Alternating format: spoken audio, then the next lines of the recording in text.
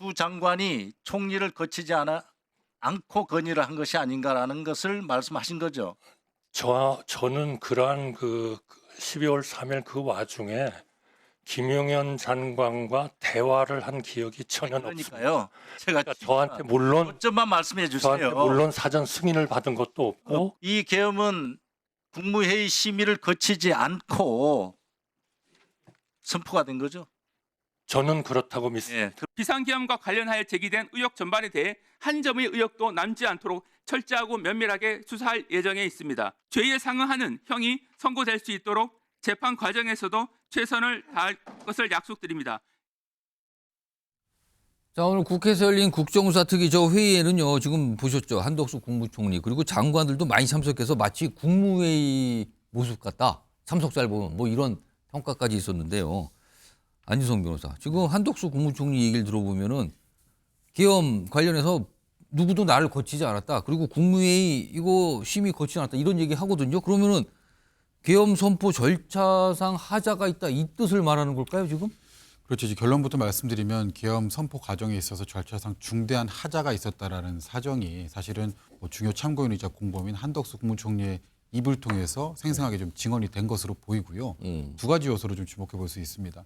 이제 국무회 심의를 거쳤어야 하는 부분이 있고요. 그 전에 국무총리를 경유해야 됩니다. 근데 그 두 가지 요소 다 결여가 되었다라고 지금 한덕수 국무총리 입에서 나온 부분이거든요. 예. 물론 저 진술이 객관적으로 신빙할 수 있느냐라고 하는 부분은 향후 수사 과정에서 이제 뭐 주에대에게 지금 상반되는 진술하고 있는 행안부 장관이라든가 이제 그런 장관들의 어떤 진술과 또 대비를 해봐야겠지만 예. 일단 기본적으로 오늘 이제 국조특위에서 나왔던 한덕수 총리의 이제 진술은 예. 향후에 이제 그 절차에 중대한 하자가 있었는지를 판단함에 있어서 상당히 객관적인 증거로서 기능할 것으로 보입니다. 한덕수 총리도 지금 수사 대상인가요?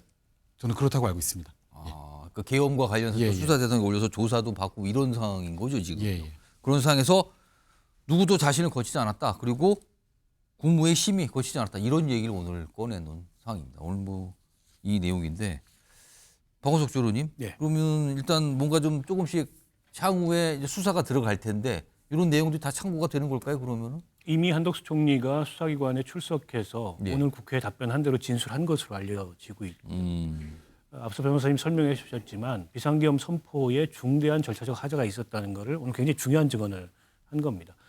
이게 주무장관이 행안부 장관, 국방부 장관인데 그걸 건의할 때 총리를 거쳐서 건의를 해야 되는데 총리를 거치지 않았다는 거고 첫 번째. 누구도 나를 거치지 않았다. 그다음에 국무회의 심의가 이루어지지 않았다라고 국무회의를 주관하는 총리가 얘기하면 심의가 없었던 거예요. 그냥 대통령이 통보하고 나가버리는 겁니다. 그러면 이제 비상계엄이 선포될 수 없는데 헌법을 어겨가면서 비상계엄이 선포된 거기 때문에 지금 진행되고 있는 수사는 물론 헌재에서의 탄핵 심판에도 굉장히 영향을 미칠 중대한 증언이 나왔다고 봅니다. 자, 그리고요, 이 내란 국정조사특위는 어제도 열렸어요. 그리고 어제도 여러 증인들이 나와서 설명을 내놓은 게 있는데 여기에서는요, 군 쪽에서 얘기한 게 있어요. 최근에 이 내란 특검법과 관련해서 이 야당들이 외환죄를 포함을 시켰잖아요. 그 수사 대상에 여러 가지 내용을. 근데 그와 관련돼서 군에서 내놓은 설명이 좀 있었습니다. 어제입니다. 들어보시죠. 북풍이라든가 외환 유치라는 얘기를 하는데 그렇게 준비하거나 계획하거나 그런 정황을 가지고 있는 것은 절대 없다고 이 자리에서 말씀드립니다. 제 직을 걸고 말씀드립니다.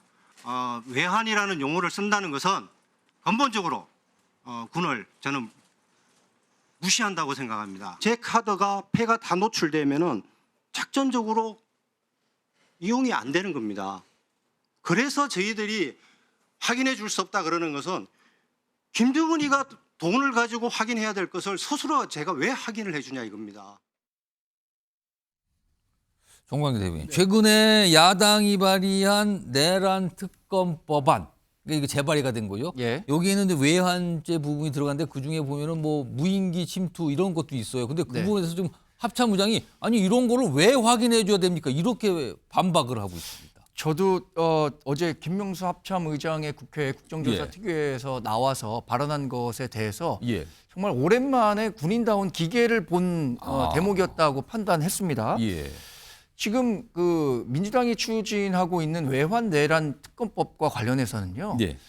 윤석열 정부에 있었던 정상적인 대북 정책이라든가 외교 안보 정책에 대해서도 일일이 이것을 계엄과 또는 내란과 연결지어서 파악해 보겠다는 건데 예. 무인기 파견이라든가 우리가 대북 확성기 대북 확성기 같은 건 왜 틀었는지 모든 국민이 다 알고 있는 거 아닌가요? 예. 우물풍선 자꾸 보내니까 그것에 대한 자위적 차원에서 또 방어권 차원에서 북한이 가장 두려워하는 전술적 무기라고 생각해서 예. 대북 확성기를 틀었던 거 다 알고 있는데 이것이 결국에는 다 계엄과 연관된 것 아니냐 이런 식의 문제 제기를 하는 것은 정상적인 그 윤석열 대통령이 가졌던 대북 정책에 대해서도 모든 것을 계엄으로 연결시킨다는 측면에서 받아들이기 어려운 대목이라고 생각하고 있습니다. 또 더군다나 우크라이나 전쟁의 파병과 관련한 논의를 했었다. 예. 이 부분도 대통령이 갖고 있는 고유한 정책 권한이에요. 그것이 어떻게 외환죄와 연결이 되는지 이런 부분에 대한 발상 자체가 사실 좀 놀랍습니다. 그러니까 박원석 의원님, 예. 야당들이 6개 야당이 최근에 발의한 그 내란 특검법에 지금 보면 이제 여러 가지 수사 대상이 이제 확대가 된 부분 중인데 여기 보면 하나씩 보면 대북 확성기 가동했다는 부분, 그다음에 해외 분쟁 파병권, 그다음에 특히 이제 무인기 평양 침투 이게 수사 대상이라고 그러는데 방금 보시면 합참의원이 반발을 하고 있거든요. 이거에 대해서 아니 이런 걸 왜 밝혀야 되느냐 약간 반발인데 사실 특히 대북 확성기 부분은 사실은 이제 일각의 지적이 있는데 이거는 과거 문재인 정부 때 초기 때도 대북 확성기 가동했지 않았느냐. 근데 이걸 왜 수사대에 넣느냐 이런 반발이 있습니다. 어떻게 보십니까? 그러니까 지금 그 외환죄가 포함된 특검법안이 법사위를 통과했습니다만 제가 보기에 이제 국민의힘에서 내란 특검법, 계엄 특검법이라고 부르고 있죠. 그걸 내놓으면 협상의 여지가 있어요. 그걸 그대로 이제 강행하겠다는 건 아닌 것 같고 합참의장은 저렇게 강하게 부인하지만 예. 사실은 군 내부에 제보도 있는 거거든요.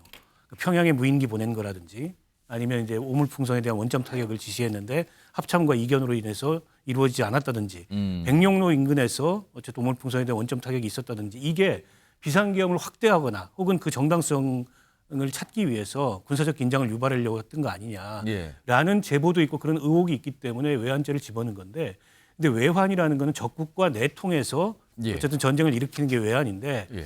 과연 북을 적국으로 볼 수 있는지 그러니까 일단 외국으로 봐야 된다는 일단 전제가 헌법상 있잖아요. 국방백성이 주적으로 나와 있지만 예. 헌법상 적국인지 그리고 내통의 근거가 있는지 그래서 저는 조금 사실은 외환죄는 무리고 그러나 형법상의 일반이적죄라는 게 있습니다. 군사적으로 적을 이롭게 하는 어떤 행위 여적죄. 거기에 이제 상당한 고의성이 있을 때 그 일반이적죄가 적용될 가능성은 있어서 앞으로 이게 그 특검법의 내용이 어떻게 담길지 수사가 어떻게 이루어질지는 모르겠습니다만 정치권에서 어쨌든 합참의장에 또 저런 강한 부인이 있고 하니까 논의를 좀 해봐야 될 대목이라고 봅니다. 안희성 변호사 보시기에 만약에 이게 그대로 통과가 돼서 특검에서 이게 수사대행이 된다면 이게 굉장히 무한정 길어질 수도 있다 수사가 예. 뭐 이런 지적도 있던데요. 그렇죠. 일단은 제일 중요한 부분은 예. 이 지금 혼란을 하루빨리 좀 타개를 하고 정부가 예. 안정을 가져오는 것입니다. 근데 사실은 불필요하게 어떤 다른 이슈까지 끌어들여서 그거를 좀 길게 정치성으로 또 끌고 갈 필요는 없다고 보여지거든요.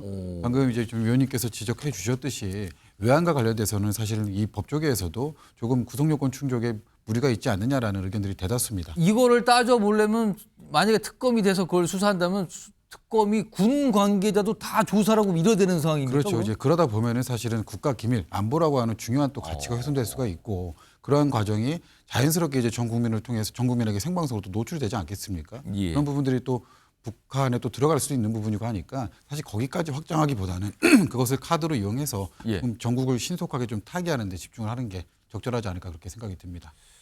자 그렇다면 요거 마지막으로 두 분께 짧게 한 30초씩만 드릴게요. 그러면 향후에 이 특검법과 관련해서 요거는 여야의 타협의 여지가 있다고 보십니까? 박원석 전 의원님? 저는 타협의 여지가 있다고 보고요. 빨리 예. 국민의힘에서 성안된 법안을 좀 내주셨으면 해요. 그래야 이제 협상이 진행이 되는데 아직 이렇게 법안을 내겠다고만 얘기했지 법안을 안 냈거든요. 예. 그리고 민주당에서도 이제 지금 이제 이 외환죄와 관련돼서 좀 무리하다 이런 지적이 있는 걸 감안해서 어쨌든 여야 간의 가급적 합의로 특검법을 처리했으면 하는 바람입니다.